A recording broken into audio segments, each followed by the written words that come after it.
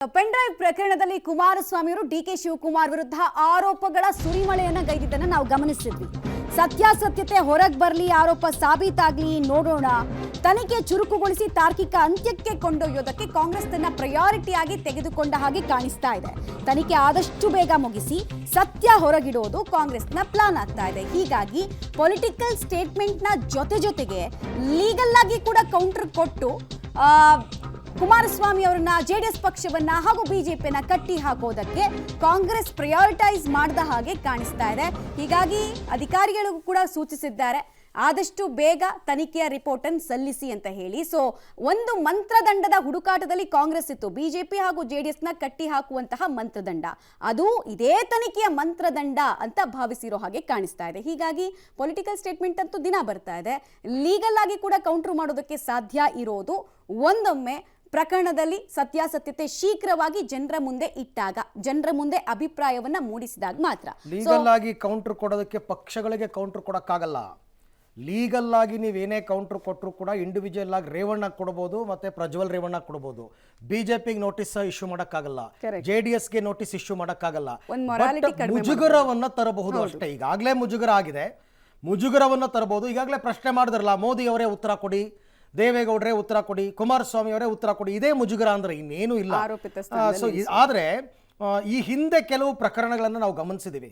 ಅವ್ರಿಗೆ ಬೇಕಾದಾಗ ಇದನ್ನ ಬಹಳ ಅವಶ್ಯಕತೆಯಾಗಿ ತಗೊಂಡು ಬೇಗ ಕೇಸ್ ಮುಗಿಸಿರೋದು ಇದೆ, ಅಥವಾ ಆಮೇಲೆ ಅದು ಡೈಲ್ಯೂಟ್ ಆಗಿರೋದನ್ನು ನಾವು ನೋಡಿದ್ದೀವಿ.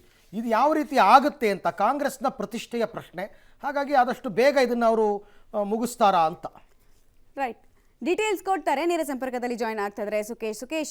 ಒಂದು ಮಂತ್ರದಂಡದ ಹುಡುಕಾಟದಲ್ಲಿ ಕಾಂಗ್ರೆಸ್ ಇತ್ತು, ಬಿಜೆಪಿ ಹಾಗೂ ಜೆಡಿಎಸ್ ನ ಮುಜುಗರದ ಪೊಸಿಷನ್ ತಳ್ಳೋದಕ್ಕೆ. ಸೊ ಆ ಮಂತ್ರದಂಡದ ಸಮರ್ಪಕ ಉಪಯೋಗವನ್ನು ನಾವು ಮಾಡ್ಕೊಳ್ತಾ ಇದೀವಿ ಅನ್ನೋದನ್ನ ಹೇಳೋದಕ್ಕೆ ಹೊರಟಿದ್ದಾರಾ, ಪ್ರಯಾರಿಟೈಸ್ ಇದೇ ಕಾರಣಕ್ಕೆ ಮಾಡ್ತಾ ಇದ್ದಾರಾ ಅನ್ನುವಂತಹ ಸಹಜವಾದ ಪ್ರಶ್ನೆ ಉದ್ಭವಿಸುತ್ತೆ. ಒಂದು ಸ್ಪಷ್ಟ ಮಮತಾ, ಅಂದರೆ ಕಾಂಗ್ರೆಸ್ SIT ರಚನೆ ಮಾಡಿರ್ಬೋದು ಅಥವಾ ತನಿಖೆಯನ್ನು ಆರಂಭಿಸಿದಿರ್ಬೋದು, ಮೊದಲೇ ತರಾತುರುಳು ಮಾಡಕ್ಕೆ ಹೋಗಲಿಲ್ಲ. ಕೆಲವೊಂದು ಬೆಳವಣಿಗೆಗಳಾಯಿತು, ಮಹಿಳಾ ಆಯೋಗ ಪತ್ರ ಬರೀತು, ಎಲ್ಲವೂ ಆದ ನಂತರದಲ್ಲಿ ಶುರು ಮಾಡಿದಂಥದ್ದು.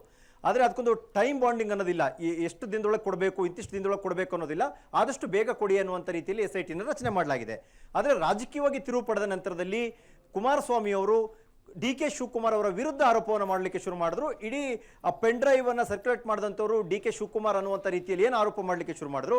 ಹಾಗಾದ್ರೆ SIT ತನಿಖೆಯಲ್ಲಿ ಎಲ್ಲವೂ ಬರಬೇಕಾಗುತ್ತೆ. ಏನು ಅಂದ್ರೆ ವಿಡಿಯೋ ಮಾಡಿದವ್ರು ಯಾರು, ಸಂತ್ರಸ್ತರು ಏನು ಹೇಳ್ತಾರೆ, ಜೊತೆಗೆ ಅದನ್ನ ಹಂಚಿಕೆ ಮಾಡಿದವ್ರು ಯಾರು, ಎಲ್ಲ ಕಡೆ ತಲುಪಿಸಿದ್ ಯಾರು, ಎಲ್ಲ ಸತ್ಯವೂ ಕೂಡ SITಲೇ ಹೊರಗೆ ಬರಬೇಕಾಗಿದ್ರಿಂದ ಆದಷ್ಟು ಬೇಗ ತನಿಖೆಯನ್ನು ಮಾಡಿ ಮುಗಿಸಿದ್ರೆ ಪೊಲಿಟಿಕಲಿ ಕೌಂಟರ್ ಅನ್ನ ಮಾಡುವಂಥದ್ದು ಬೇರೆ.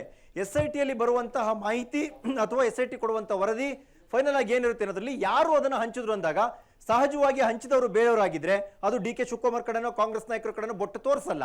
ಅದನ್ನ ಸಮರ್ಥಿಸಿಕೊಳ್ಳಲಿಕ್ಕೆ ಆದಷ್ಟು ಬೇಗ ತನಿಖೆಯನ್ನು ಮುಗಿಸಬೇಕು ಅನ್ನುವಂಥ ನಿಟ್ಟಿನಲ್ಲೂ ಕೂಡ ಸೂಚನೆಯನ್ನು ಕೂಡ ಕೊಡಲಾಗಿದೆ ಅನ್ನುವಂಥ ಮಾಹಿತಿ ಕೂಡ ಸಿಗ್ತಾ ಇದೆ ಮಮತಾ. ರೈಟ್, ಧನ್ಯವಾದ ಸುಕೇಶ್ ತಮ್ಮೆಲ್ಲ ಮಾಹಿತಿಗಾಗಿ. ಓಕೆ, ಒಂದು ವಿಚಾರ, ಈಗ ಕಾಂಗ್ರೆಸ್ ರಾಜ್ಯದ ಜನ ನೋಡ್ತಾರೆ, ಅಧಿಕಾರದಲ್ಲಿರ್ತಕ್ಕಂಥ ಪಕ್ಷ ನೀವು ಇಷ್ಟೆಲ್ಲ ಮಾಡಿದ್ರಲ್ಲಪ್ಪ, ಏನು ಮಾಡಿದ್ರಿ ಅಂತಿಮವಾಗಿ ಅಂತ. SIT ರಚನೆ ಮಾಡಿದ್ದಾರೆ ಅಂತಂದ ಆ ಕ್ಷಣಕ್ಕೆ SIT ಅವರು ನಾಳೆ ರಿಪೋರ್ಟ್ ಕೊಟ್ಬಿಡಿ ಅಂದರೆ ಕೊಡೋಕ್ಕೂ ಆಗಲ್ಲ. ಆಮೇಲೆ SIT ಅವರು ಸರ್ಕಾರಕ್ಕೆ ರಿಪೋರ್ಟ್ ಕೊಡಲ್ಲ. ಇದು ತುಂಬ ಜನರಿಗೆ ಅರ್ಥ ಆಗ್ತಾ ಇಲ್ಲ. ಇದು SIT ಅವರು ಕೋರ್ಟ್ಗೆ ಚಾರ್ಜ್ ಶೀಟ್ ಹಾಕ್ತಾರೆ, ಯಾಕೆಂದರೆ FIR ಆಗಿದೆ. ಕಾನೂನಾತ್ಮಕವಾಗಿ ಕೋರ್ಟ್ಗೆ ಇವರು ಚಾರ್ಜ್ ಶೀಟ್ ಹಾಕ್ತಾರೆ. ಚಾರ್ಜ್ ಶೀಟ್ನಲ್ಲಿರ್ತಕ್ಕಂಥ ಅಂಶಗಳು ನಮಗೆ ಗೊತ್ತಾಗುತ್ತೆ, ರಾಜ್ಯದ ಜನರಿಗೆ ಹೇಳ್ಬೋದು ಏನಿದೆ, ಪೊಲೀಸರ ಅಭಿಪ್ರಾಯ ಏನು, SIT ಅಭಿಪ್ರಾಯ ಏನು ಅಂತ. Again it has to be proved in court. ಆ ಕೋರ್ಟ್ನಲ್ಲಿ ಪ್ರೂವ್ ಆಗಬೇಕು, ಅದಕ್ಕೆ ಸೂಕ್ತ ಸಾಕ್ಷ್ಯಾಧಾರಗಳು ಕೊಡಬೇಕು, ಕೋರ್ಟ್ ಅಭಿಪ್ರಾಯ ಪಡಬೇಕು. ಈ ಪ್ರಕರಣದಲ್ಲಿ ಪ್ರಜ್ವಲ್ ರೇವಣ್ಣ ತಪ್ಪಿತಸ್ಥರ